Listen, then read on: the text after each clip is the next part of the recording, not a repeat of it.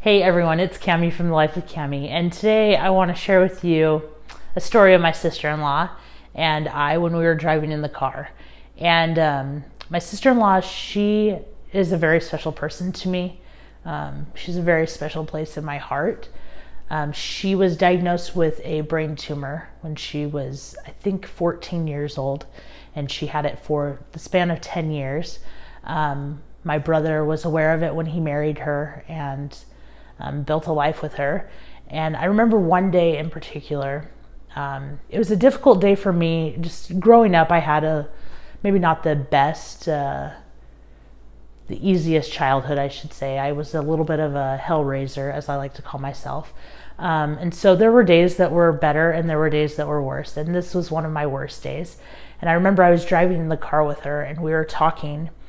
And as we're about maybe 15, 20 minutes from my house, she all of a sudden pulls over to the side of the road. And I'm like, what happened? Did this conversation just go way deeper than it needed to? And I remember she put the car in park and she sat there for a second. And I asked her, I said, Robin, what are we doing?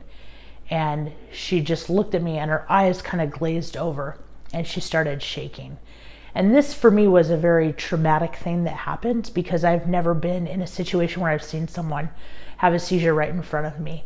And as I sat there and just kind of talked to her like, hey, what is going on? What is it that you need me to do? Asking her questions as she was having this seizure.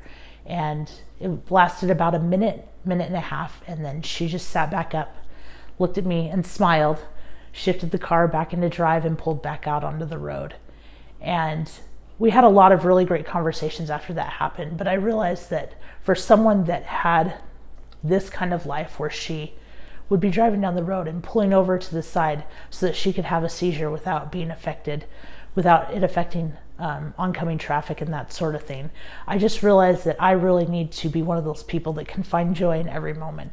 Even in those moments where you're sitting there with your sister-in-law and she has a seizure in the car, you have to be able to find the joy in those moments where you can just look and accept people for who they are. And so in the end, I just want you to find the joy.